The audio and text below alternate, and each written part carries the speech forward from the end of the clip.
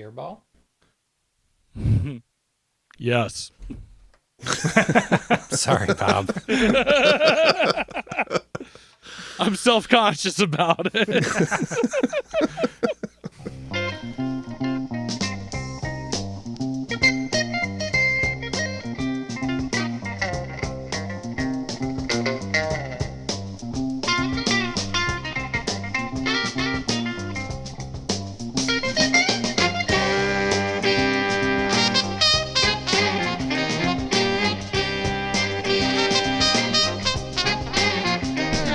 Welcome to I'd Buy That for $1, a podcast about inexpensive, common, and underappreciated records that are waiting to be rediscovered. I'm your host, Sean Hartman, author of the best-selling self-help book, Why Don't You Slide? Cheat Codes for When the World's on Hard Mode. Well, I would quickly like to alert our audience that I'm co-host Jeremy Ruggles, and I wrote a competing self-help book called I Don't Need to Slide When I'm This Smooth, Ruminations on Soft Power. Ooh, we have competing self-help books on the podcast? I think customers commonly buy both of them together, so I'm really not worried about it. Yeah, it's yin and yang or something. A bundle. Excellent. Well, I am co-host Peter Cook, and I did not write a book because I am way too busy rolling down the street, smoking Indo, sipping on gin and juice. Actually, no, that sounds really irresponsible. Yeah, you're more uptight than that. Not laid back. With my mind on my money and my money on my mind. As a good Midwesterner should be. True. Who else we got in the house? Oh boy. I am guest host on this very special episode. It's going to, be a very special episode. There's going to be some really dramatic lessons learned. But in the meantime, I am the manager of Des Plaines, Illinois' premier Black Sabbath cover band, Black Dabbath. Well, we're honored to have you. Maybe that was the most special part of this very special episode. What is your name, good sir? Bob Bucko Jr. I always leave that part out, don't I? Oh, I remember you. You've been on a few times before. I thought it was just deja vu or like a flashback. I have been here. This is officially your third appearance on this podcast, if I remember correctly. Yep. Some Isley, some Ferrante and Teicher, if we ever really settled on the pronunciation. Yeah, close Can't enough. remember. Yeah. It's what my professor in college said. Close enough for jazz. Oh, yeah. I've heard that saying before. So we had the funk episode, we had the Christmas episode, and now it's right back to the funk. You want to tell people what record we're going to talk about today?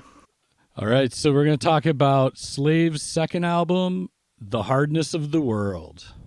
And how would you like to present this to our listeners?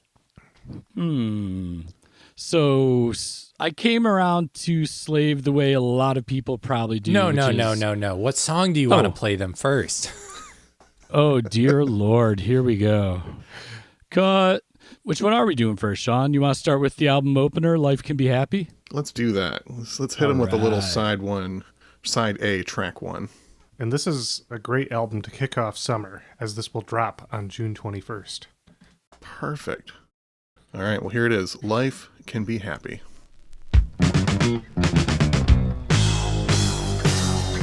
Life is only here for just a while.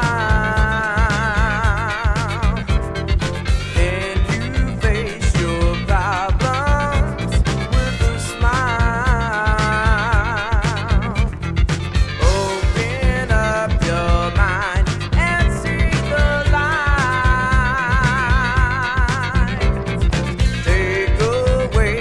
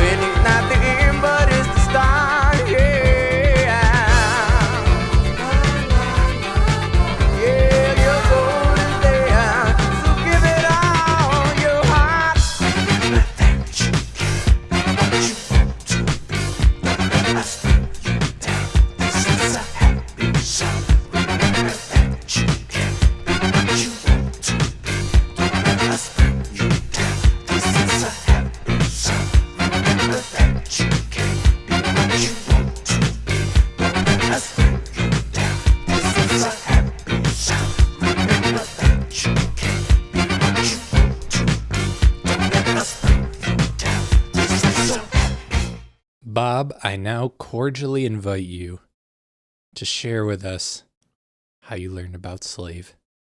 First thing I would have heard by Slave is probably what a lot of people would be their entry point, especially people that weren't alive in the 70s, which would be Slide, the biggest hit probably they had. I don't know the numbers, but they probably had bigger, and I'll be proven wrong soon, but it's the jam I knew. And then I found that record one day at a flea market, and the next week I went to work at the record store I work at and bought 5 more Slave albums. And it's been a love affair ever since. You were a quick convert, it sounds like. Oh, yeah. And how could you not be? Slide is such a jam. Like, if you're into funk music, you can't hear that song and not be just instantly in love with it. Well, true, but I think we should talk about the song we just heard. Oh, yeah, we can do that one, too. That's true. What about that one? I gotta say, from the Jeremy perspective, that all the things that are generally egregious to me, like happy lyrics or songs about wanting you, babe, I feel like I can just overlook all of that on this album because the instruments are just so sick. And it's called The Hardness of the World. Yeah. Right. But it's not even overlooking it. Like, it works and it makes sense in the context so well. Oh, that doesn't even matter to me. I just hate that stuff. Well, I mean, look who you're talking to. I generally despise it as well. It's the funk rule. If a funk band tells you to funk, it's great, right? Rock band tells you to rock, you flip them off. So you can sing about happy stuff and sexy stuff and all this stuff that I don't really care about in music. And if it's funky enough, you're all in. And all in on this album for sure.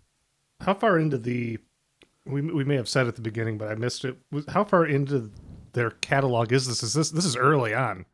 Yeah, this is the second album, and it was released the same year as the first album. They put out, I think, 5 records in 4 years that are pretty front to back, like solid. What's interesting about they kind of have that disco influence in the funk stuff, but there's a lot of edge to it still, especially on the first 2 albums. This is 77.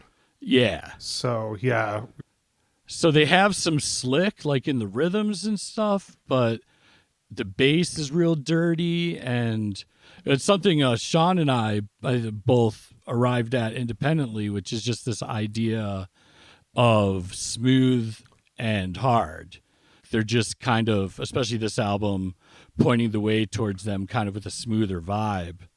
Yeah, it's like a lot of these songs have simultaneously some of the heaviest and nastiest funk rhythms, and then on top they've got just like beautiful smoothed out R&B vocals and effects and everything, and they marry those two elements so well. Yeah, and the horn harmonies. Yeah, and I mean, like, I think the tune we'll listen to next is a great example of what you're talking about, Sean. Mm-hmm. And if once you listen to those first 5 or 6 records, it's interesting to note the transition, because the first record, self-titled, is more in the hard funk vein, and then the farther they went on, the more they started experimenting with more sounds and adding in these textures, and it just worked out so well for them.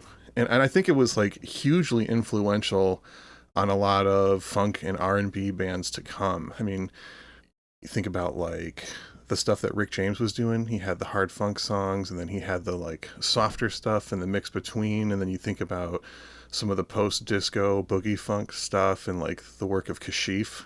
That also features this mix of the hard sounds and the smooth sounds. Yeah, having checked out their debut, the self-titled one, 10 years ago when you and I were working at the record store, Sean, and that being my introduction to them, I hadn't really visited much of their catalog since then, and I was really surprised even on this album being their second and released the same year, how different the sound was, how much more texture they had applied compared to that like raw, dirty funk of that first album.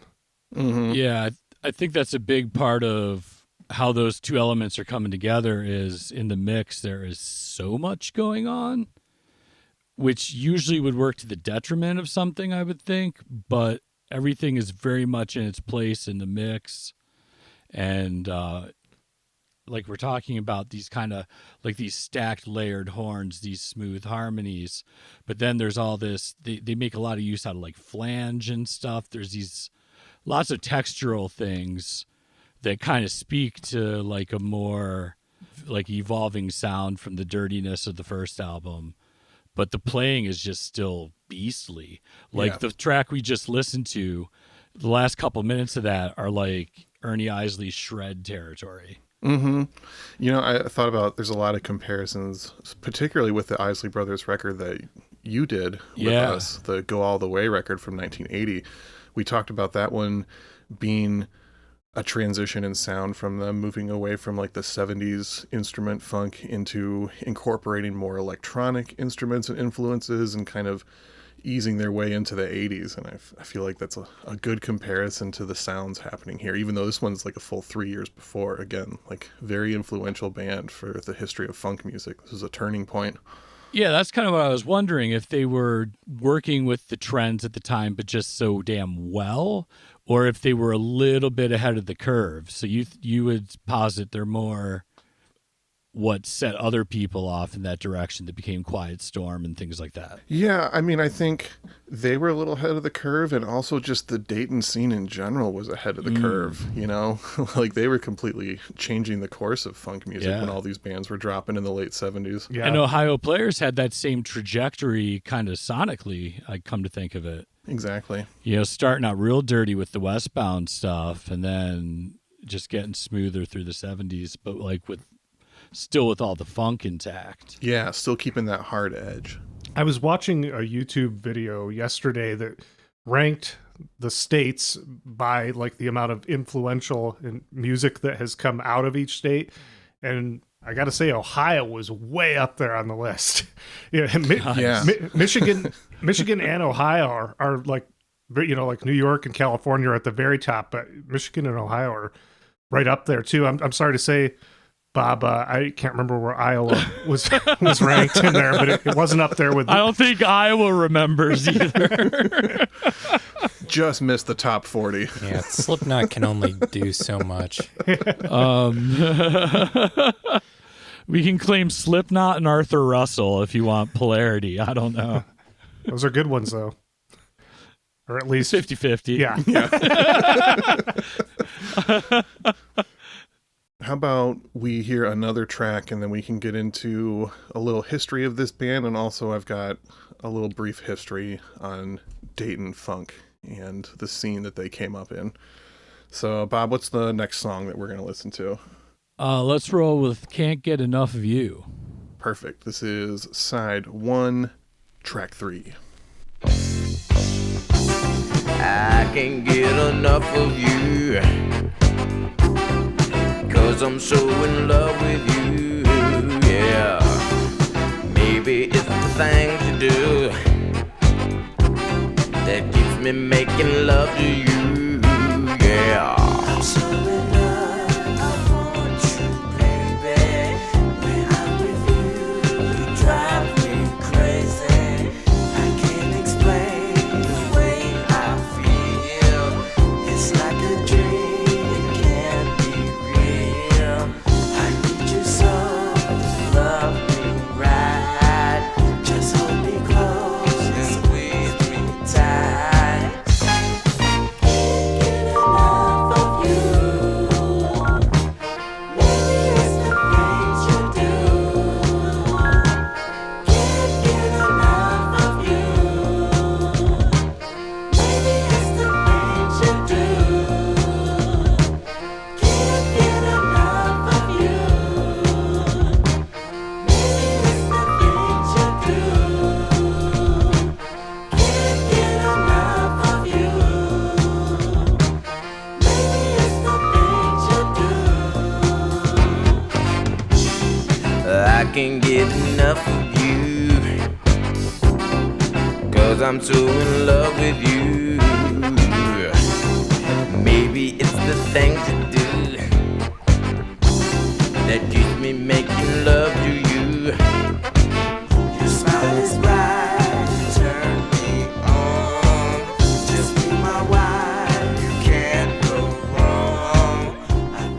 So that track in particular reminds me of another Dayton band that we recently featured, Heatwave. We talked about how they had these masterful vocal arrangements and harmonies, and all of their songs would just have these unexpected shifts that just make the song twice as good. And I feel like that track by Slave is a perfect example of that element. Yeah, I think Heatwave was the first band that Spotify played after I finished listening to this album. It makes a lot of sense. Yeah, some of the Dayton bands were a little more in the funk side, like the straightforward funk side, but Heatwave and Slave had that little extra magic that they were mixing in.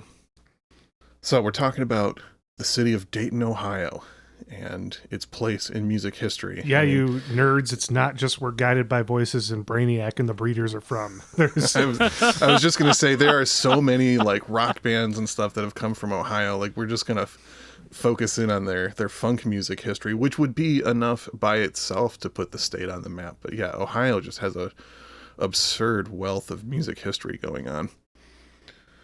Dayton, Ohio is primarily an industrial town that experienced an influx of black migration, redlining, and white flight from the 1940s to the 1970s. And that created, a strong black community. And by the 70s, there was just a huge arts scene happening within it. And the Ohio Players were one of the earliest successful groups from Dayton. They actually formed way back in 1959 as a group called the Ohio Untouchables, and they were the backing band for the Falcons, who were a lesser-known soul group who had hits with the songs You're So Fine and I Found a Love, which features a young Wilson Pickett on vocals. And a crucial part of Ohio Players' influence on the scene was the fact that they remained in Dayton after becoming a successful band with their first big hit in 1974. So, kind of like the Isley Brothers, they had a much longer run than most people realize. They're only familiar with like some of the later stuff that they did. But them continuing to rep Dayton after becoming superstars set a precedent that many other Dayton bands followed, especially Zapp and Roger were very known as an artist that would give back to the community and was heavily involved with all things Dayton. A short list of other legendary funk bands from the Dayton area includes Heatwave, Lakeside, Phase O, Dayton, and Aura. And then some other notable Ohio funk bands also include the Isley Brothers, the OJs, and Bootsy Collins. That's just scratching the surface. Just scratching the surface, absolutely. Let me reiterate again that that's absurd if you know anything about Ohio. I know we have... You said that on our Heatwave episode too. But Yeah. Well, we have a lot of listeners outside of America, and from my experience in California, those people don't even know where Ohio is. That's why the magic happens, Ohio, Michigan, these just rundown industrial towns. If you don't make your own fun, There's nothing else to do. Yeah.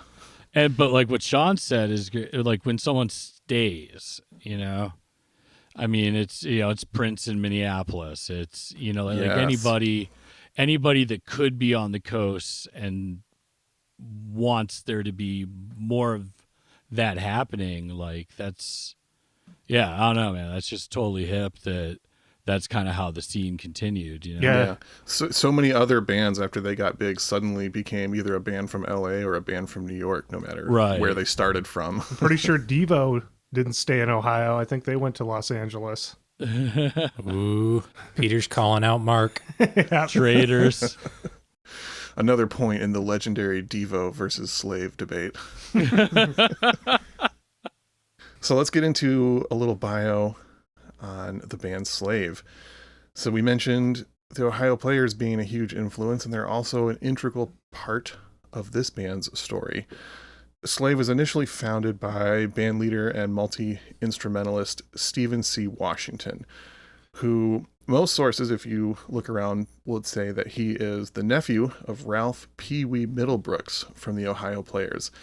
But I was lied to. Yeah, it's not entirely the whole truth. I mean, he refers to him as his uncle, but they are not blood related. Somehow, this kid, Stephen C. Washington, who at the time lived in New Jersey, was such a big fan of the Ohio Players that he met them and befriended them to the point where they just took him under their wing, and Ralph Pee Wee Middlebrooks let him move in with him and transfer to Dayton and finish high school in Dayton while living with a member of the Ohio Players, which I don't know how that happened, but that's just kind of amazing. Yeah. Ohio Players are kind of the MVP of this episode, actually. In a lot of ways, yeah. So he's living with the Ohio Players, who are like the only people that he knows in Dayton at that time, and then he happens to meet a guy named Mark Hicks, who will later go by the nickname Drac. And Drac suggested that they form their own band. I mean, at that point, you know, Steven's dream was basically just, well, I'm living with the Ohio Players, and maybe after high school I can join the Ohio Players. But as fate would have it, they decide to hold some auditions. Drac is a local, so he knows the other players and can line them up. And they start a group called Black Satin Soul, which also featured Slave's drummer Tim Dozier. And they're playing around the scene. They later fuse with another local group called the Young Mystics, which featured Slave members trombonist Floyd Miller, bassist Mark Adams, and horn player Tom Lockett. It also featured a young Steve Arrington. However, when the Young Mystics broke up to form this new group, he decided to move to LA and try and make it big there, and we'll bring his name back up later. Slave was formed off of these two groups. They also added a few extra members: Danny Webster on guitar and vocals, Carter Bradley on keyboards, and Orion Wilhoit on saxophone. So they formed in late 1975 and played their first show in April of 1976 at a local high school. After coming up in the Dayton scene, they decided they wanted to get signed. You know, they had contemporaries getting signed, and the Dayton scene was hot. However, they were turned down at every single label audition that they went to. Feeling kind of discouraged but not ready to give up, Steve decided to move the entire band back to East Orange, New Jersey, his hometown. In fact, the entire band lived with Steve's mom for a little while. And part of his plan was that he had a friend who was a radio programmer in the area and also had ties to Atlantic Records. Kind of a long shot, but it worked. They were soon signed to the Atlantic subsidiary label Cotillion and released their debut self-titled album in 1977. As we said, Slide was their biggest hit, also their biggest pop crossover hit. It was just a huge success for them. And then they quickly, within just a few months, rushed back into the studio and released this second album, The Hardness of the World. So you're saying the first gig they played was April 1976? Yes. And then they're on Atlantic Records. Their first like less record than a year comes later. out a year after that, and it's it sounds like some hard luck story. They were just scrabbling to try to make it within less than a year. Yeah. The odds were stacked against them. And then that's not enough. They released their second album within a few months. Mm-hmm. And the interesting thing, you know, so many labels and artists, they have the story of like there was a hit and then they couldn't follow it up and the band folded. Whereas somehow Cotillion Atlantic kept them on, because this record and the record that followed it, The Concept, both didn't really have big hit singles, critically acclaimed, you know, loyal fan base and all, but like they weren't moving units. Yeah, I was surprised at like the choices for singles from The Hardness of the World. Mm-hmm. Yeah, like they're decent tunes, and one of them is one of my favorite tunes on the record, but it's basically an instrumental for 6 minutes. Exactly. Like, it doesn't seem like there's any obvious singles on here, and it just, again, speaks to how different the music industry was at this point, where Right. labels would sometimes just take chances on artists and let them experiment with their sound. And in the case of Slave, it paid off, because after, they had the huge hit with their first record, they had 2 kind of weak follow-ups, even though the music was great. And then in between that point, they added a few more members, including former Young Mystics member Steve Arrington, who we mentioned, who eventually became the actual lead singer of this group. And in 1979 and 1980, they released back-to-back certified classics. The albums Just a Touch of Love and Stone Jam both had major hit singles and many famous hip-hop samples, including the track Watching You, which was the sample and inspiration for Gin and Juice. That I quoted in my fake title Exactly. intro. That's what that was. Uh-huh. Full circle once again. So after the record Stone Jam in 1980, Steve Washington and several other members left to form the band Aura, who's also an amazing funk band, and again, like, has a really interesting mix of the hard funk and the smooth R&B. And then shortly after that, Steve Arrington also left the group to start a moderately successful solo career, and also more recently a few releases on Stone's Throw that are really, really good. Oh, nice. And Steve Washington eventually married a member of the Brides of Funkenstein, Sheila Washington, and continued to be a frequent collaborator with George Clinton throughout the years up until I think he retired somewhere around 2015. He's kind of a quiet, reserved guy who's been in the background of a lot of funk songs and has a lot of uncredited appearances on tracks. He's playing and I think helped write the song Do Fries Go With That Shake by George Clinton. Nice. As well as many other notable appearances. George Clinton being the mastermind behind Funkadelic and Parliament, for those who don't know. But if you're listening to this episode, you probably know. Whenever Peter starts to say something, it's either like an iteration of something pretty well known or something insanely obscure and nothing in between. You're right. I do operate at those ends of things. Yeah. And that's what I appreciate. One of the many reasons why we love you. Yeah, oh, exactly. You. Nothing but love. Yeah, one of my critiques about this show has been be more middlebrow. I'll keep that in mind. We get so many reviews to that effect, you wouldn't even believe it. Speaking of which, since you just said that, listeners, please leave us a review. We need reviews on these platforms. If you can, whatever platform you can leave a review on of the show, please do. Hey, state what your favorite album is. Maybe we'll read a review if we really like it. Yeah, if you write it in all caps, we're even more likely to read it. Oh yeah, yeah. I was wondering if you had one of those segments planned for this episode. Not for this one, but it'll be back. It will. It will I'm be not gonna back. Forget about it. It will be back. It's just not going to be every episode, listeners. I want to give people just a touch of that segment. Don't want to oversaturate it. In case you missed it, it was the previous episode to this one that... No, it was 2 episodes ago. 2 episodes ago that Sean unveiled this segment. Yes. Oh, yeah, Michael Franks. Yes, that episode.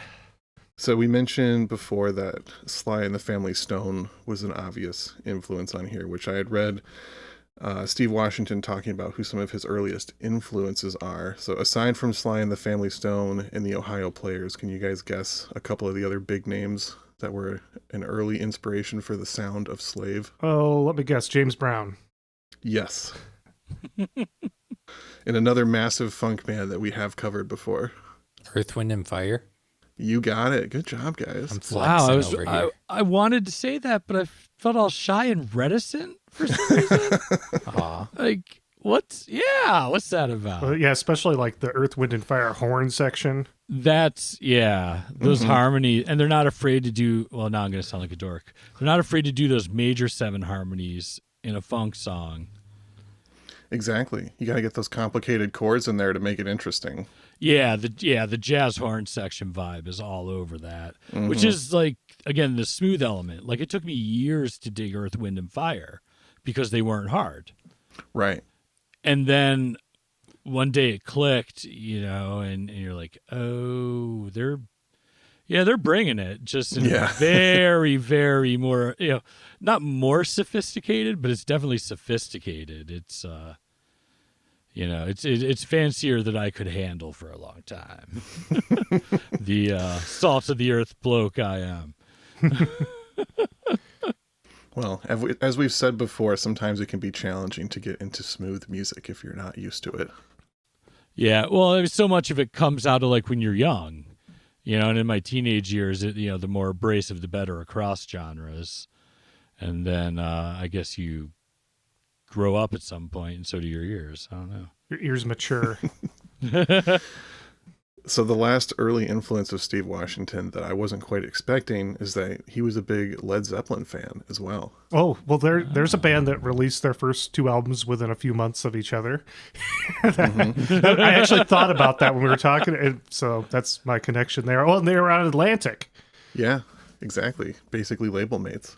Interesting. And we've talked about this before. There were so many bands that got labeled as strictly funk or R&B or the genre term middle of the road that doesn't really get used as much anymore. But there's a lot of these black bands that were thrown into these genres and only promoted on black radio that, you know, if they'd had complete creative control in a non-racist music industry, probably would have been rock bands. And when you listen to these hard funk groups, you have to note that like hard rock influence happening here. They're just translating it in a different way. Mm-hmm. I don't think we've played any in the clips yet, but there is some gnarly shredding guitar in some of these tracks too. Yeah. Yeah, complete with like some like feedback and Yeah. It's raw. Yeah. Definitely hear that rock influence there. Yeah. Well, should we get into another track right now then? Let's do it. Yeah, I'd like to hear the one of the failed singles. And as a single, everyone will probably figure out why real quick. But as like a just wicked friggin' jam, this is kind of what made me pick this album, this tune. And which tune is it? Baby Sinister. Side 1, track 4.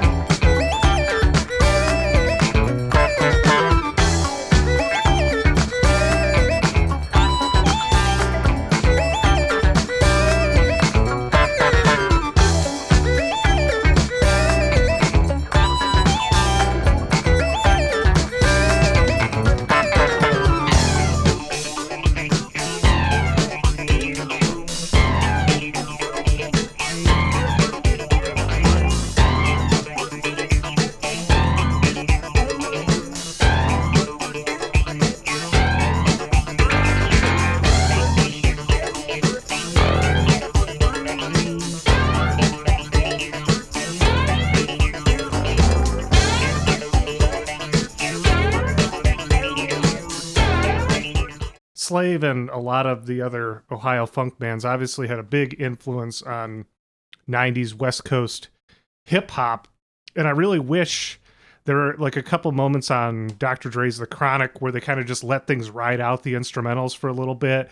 And I wish there was more of that, because there's something to be said for just kind of letting the groove go for a little while, like on that track there. I mean, it's a strange choice for a single in 1977, but as far as, you know, a deep cut on an album, it's great to just get down to and groove to for a little bit.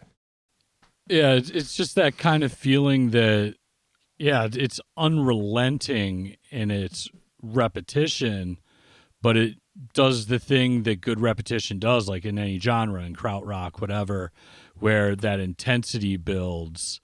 And in the mix, little ideas just slowly bubble up. I mean, I guess that's really like why it makes no sense as a single, because you need all 6 minutes to see where they're taking it.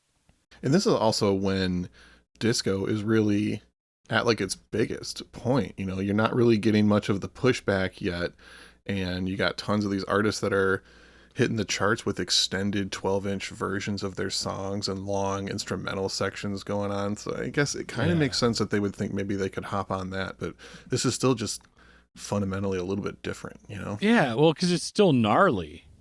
Mm-hmm. You know, and it's, in a way, it's very skeletal. Like the bass on this album is something we should talk about for sure. Oh my God, the bass. But like, there's stuff on the, you know, on this cut where it's just so simple, but it's just pounding. And it's just like you said, it's to the left of anything that it could be sold as. Yeah, you know, with that, was there that flange in there on the one? Yeah, that's that James Brown famously, you know, like told his band, like, you guys need to learn how to do the one. you hit on the one. They were definitely doing that there. Yeah, they had the funk secrets on the downbeat figured out. We gotta mention by name this bass player again, Mark Adams, who, in my opinion, has got to just be like one of the all-time great bassists in funk music. Such a unique style, so influential. You know, taking some of that like Sly and the Family Stone influence, but making it his own, and throwing in some non-traditional accidental notes in there, some weird slides, effects, and it holds it down. It keeps it nasty. Yeah. Yeah, I mean, I think he's one of the main reasons it always kind of has like a raunchy vibe, you know? Mm-hmm. The word that Liara used on our Cheryl Lynn episode, stanky. Exactly. It's got that stanky bass on these tracks. Yeah. We've talked before with some bands how, you know, if you're a horn player, you might approach the writing in kind of a different way, or you have multiple musicians in a band who all kind of think the same way and have a different, unique approach to songwriting. So not only do we have Mark Adams, one of the greatest bass players ever, but Steve Washington, who mainly played trumpet in the group, was also mainly a bassist. So you got two guys who are really thinking about this low-end groove when they're composing the songs and working these things out, and it definitely shows with this band. Well, the rhythms are just so heavy on, like that's part of the greatness of the production too, is these, like the way the rhythms are broken up to create the whole. Yeah. And the way that plays in the stereo spectrum, like whether it's a like claustrophobic amount of stuff going on or something more sparse like the last cut we played, everything falls right into place and creates like the groove. It's also kind of a reverse Isley Brothers, because we talked about how the Isley Brothers were mostly a vocal group, and then when they added the younger siblings in, they added this layer of musicality going on. Whereas this group, the first two records are almost like instrumental albums with some vocals sprinkled on top. Like, you're not going to say that the vocals are the main thing here, but once they add in Steve Arrington, when he becomes the lead singer, they keep all of the elements of their instrumental genius and then add these incredible vocals on top of it. So it makes total sense why they just made these absolutely perfect records towards the late 70s, early 80s. I wonder if it ever got confusing having Steve Arrington and Steve Washington in the same band. It must have been. Also, you got Mark Adams on bass and Mark Hicks on guitar. I mean, it's amazing they didn't break up right away. That's just so much stuff. They should have called themselves S&S and M&M. I think pretty much everybody in this group went by nicknames primarily. Some of the interviews I saw, they only introduced themselves by their nicknames. Nice. I only said Drac, but you know, they've all got them. Steve Washington was the fearless leader. Oh, that's right. I saw that in the liner notes on one of them. I think that's in the liners on it was on Stone Jam. I don't know. You know, it's crazy, and we've probably talked about this before, like how these records that had huge hits on them and everything, like late 70s funk stuff, can still be found for like $5 in the racks. Yeah, definitely. Like I have 6 Slave albums, and I've probably paid $20 for them total. Yeah, sounds And about right. it's it's like the perfect example of like what this show talks about, that there are so many amazing records that and it's almost like they get lost to time or something. Mm-hmm. And this record, The Hardness of the World in particular, I feel like is the most underrated of their whole catalog. And some of that might even be because of the artwork too. The cover on this doesn't look like the rest of the records, and it doesn't really look like a funk record either. No, it does not. It drew me in. That art totally drew me in. But yeah, you're right, because it's the album called The Hardness of the World has the chillest cover. But it's like deceptively chill, because the first thing you notice is this, big, beautiful swan, and you're like, what weird folk record is this? But the more you look at it, there's like some like trash and like possible drug paraphernalia in the foreground, and the more you look at the background of it, it's like, this is kind of a moody, depressing album cover that you initially think is this like happy, pretty thing. And that plays perfectly off of those lyrical elements we were talking about earlier. The lyrical and the musical elements, because there's like... Yeah, like the song we're going to go out on here is directly hitting that up, like all the stuff that the cover kind of insinuates. But I think the end vibe of the album, The World is Hard, and get on with it. You can still be happy. You can still create something beautiful in the middle of all the bullshit. But yeah, speaking of cover art, I mean, some of that stuff's so iconic. Like obviously the first album, that image. Mm-hmm. That's what I always think of when I think of this band. Yeah. Oh, well, I mean, for your band to be called Slave and to have that cover image, which, to me says, the black man has the weight of the world on his shoulders. It's a heavy statement. Yeah, that was how I originally heard this band, as I came across that album and was like, whoa, that's very provocative. Yeah, it's striking. Cover. And it just said Slave on the front and no album title. And I was like, I think I texted Sean and was like, Sean, what is this album? And he's like, oh, that's sick. You should get that. Yeah, totally. Don't worry about it. Just buy it. Approval, yeah. Well, you guys want to hear about a few recommended Dollar Bin albums? Do it. Yes. Are any of them Gap Band? No, but they very well could be.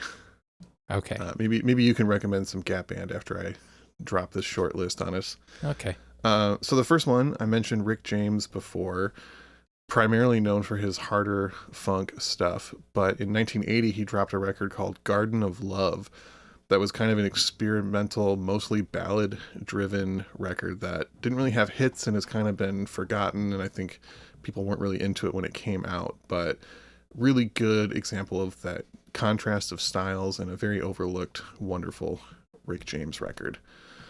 Another one is a record that I really love and want to feature on the show at some point, Confunction's Secrets from 1977. Again, the mix of R&B and hard funk elements on there. That's a group that I was checking out right around the time I first was listening to that debut Slave album. Definitely. Excellent group. And my last recommendation is got to be Heatwave. But if you check out their debut album, also from 1977, Too Hot to Handle, you're going to find a lot of interesting comparisons to this album, as we've said. So those are my recommendations. Anybody else got some dollar bin tips for the people? I mean, the one I mentioned, Gap Band, the one I have is called Gap Band 4, which is actually the 6th album. But it's from 82, so it's a little more, further down the funk line, but still really There's a lot good. of Gap Band comparisons, too, though, because those earliest Gap Band records really just sound like P-Funk, and they were kind of on a similar tip to what Slave is doing here, that hard funk, Parliament Funkadelic sound going on. Are Gap Band Philadelphia? Oh, shoot, where are the Gap Band from? I'm always forgetting this. I'm going to have to look it up now. But I don't think they're Philadelphia. Sean's just repeatedly asked where the Gap Band is from. Yeah, every day people ask me, and I'm like, he gets oh, man. Get and then in the eventually I'm Uber. like, oh yeah, it's Tulsa, Oklahoma. Oh, wow. That's right. Yeah, Oh, wow. that's right. I was And thinking. here we are roasting on Ohio. I was thinking Philly because it wasn't. You were hearing one of their solo songs on the radio there when you first moved there, right, Sean? Oh yeah, there was a Charlie Wilson single that they were playing on the radio out here for a bit. Yeah. That's right. Anyway. Anyway, Well, this is a great album. I'm glad you kind of brought Slave back on my radar. I need to check out more of their stuff. You know, I'm just only so familiar. Well, yeah, and I mean, Sean would recommend, I'm sure, like, we were both listening to it at the same time today, oddly. Just a Touch of Love. yeah, from '79. Because that's, the fourth album. That's where, like, when Sean was talking about Steve Arrington really taking the reins vocally, and that smoothness kind of being interjected, but not in a way that it never doesn't sound like what Slave should sound like. I guess that's what sets them apart. They sound like the sum total of these parts as opposed to like a certain band. Mm-hmm. You can tell their influences, but you could never accuse this group of just being a ripoff of somebody else. They weren't lazy. Exactly. They kept pushing it. They kept going different places. When they acquired different vibes, it was like in service to what they were doing, as opposed to like, oh, we'll hop on this bandwagon real quick. Mm-hmm. So my final thoughts on this record and Slave, like you said, the Just a Touch of Love and also Stone Jam. I would argue that probably both those records are better than this one, but this album is still a really interesting example of a band in transition, which is something I've always been fascinated with. I notice I have a thing for that second album with bands. Mm-hmm. Like the one that's just you could go, here's like a comical example of it on some level, given how people think about now. But Beastie Boys, Paul's Boutique. Paul's Boutique is kind of the feather in the cap, but at the time, that could have been the end of their career. And there's like so many bands like Slave where like what I dig is, it's before they're where they're at. Mm-hmm. But there's like always a cool hunger in that with a band, especially with those two albums coming out within months of each other. Yeah, and that's where you find the real overlooked gems. And like you said, the first 5, even honestly the first 6 records by this group are all very worth picking up. Self-titled, Hardness of the World, The Concept, Just a Touch of Love, Stone Jam, and Showtime.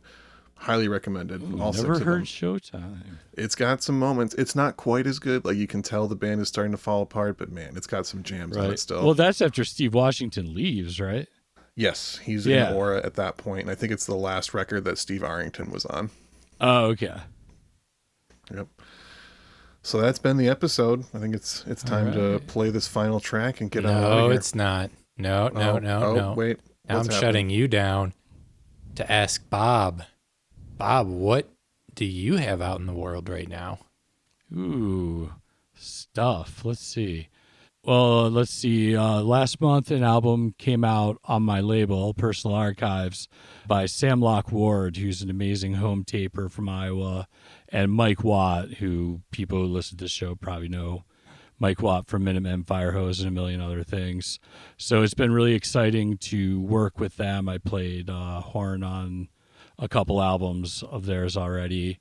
And otherwise, I've just been working on solo material and with a group I'm in called Sex Funeral, and slowly kind of looking at getting back on the road. I've been really laying back in my time off, so I'm either retired or starting over. Let's see.